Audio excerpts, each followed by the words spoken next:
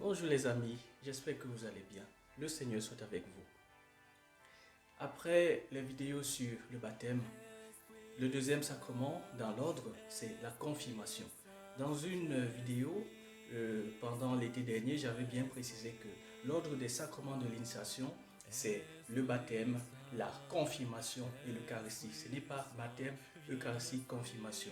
J'avais expliqué pourquoi et comment, sachant que le ministre de la confirmation, c'est l'évêque, et comme l'évêque n'est pas présent partout, c'est pour ça qu'on avait donc on avait donné la possibilité aux prêtres d'administrer le sacrement de la confirmation aux nouveaux baptisés, en attendant donc qui ne pouvaient pas attendre plus longtemps pour recevoir donc l'Eucharistie.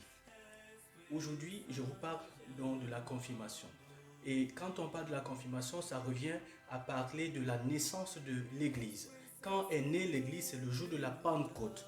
Et ce jour-là, l'Esprit Saint qui arrive sur les apôtres, sur l'Église, qui leur rappelle tout ce qu'a enseigné Jésus et qui leur donne la force donc de proclamer l'Évangile et d'être les témoins. Souvenez-vous, il a dit, vous serez mes témoins. Et rappelez-vous, Pierre, j'ai déjà parlé de Pierre.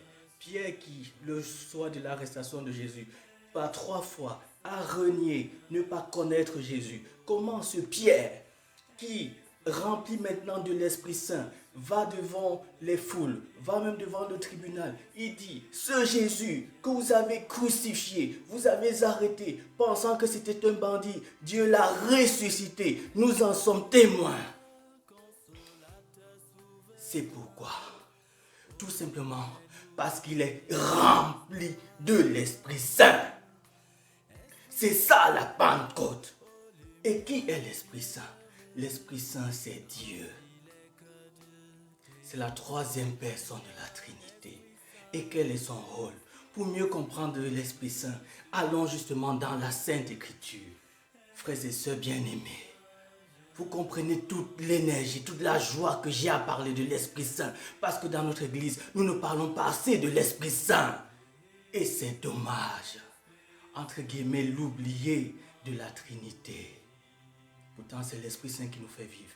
Allons dans la Bible, allons dans la séquence. Quand on parle de séquence, j'aurai l'occasion de revenir. La séquence, c'est le passage qui vient le jour des grandes fêtes comme la Pentecôte, comme Pâques, comme le Saint-Sacrement. Et c'est ce passage qui vient après la deuxième lecture, avant dans l'Évangile. Il y a des jours c'est obligatoire, il y a des jours c'est ad libitum facultatif. Et pourtant, c'est ce jour-là qu'on a la puissance de cette parole. Et la séquence de la Pentecôte, du jour justement de la naissance de l'Église, nous explique qui est l'Esprit Saint et nous explique sa force. Et on va prendre la prière ensemble. Viens, Esprit Saint, en nos cœurs et envoie du haut du ciel un rayon de ta lumière. Viens en nous, Père des pauvres, viens dispensateur des dons, viens lumière de nos cœurs, consolateur souverain, ô très doux de nos âmes, adoucissante fraîcheur. Dans le labeur, le repos, dans la fièvre, la fraîcheur, dans les pleurs, le réconfort. Ô lumière bienheureuse, viens remplir jusqu'à l'intime le cœur de tous tes fidèles. Sans ta puissance divine, il n'est rien en aucun homme qui ne soit perverti.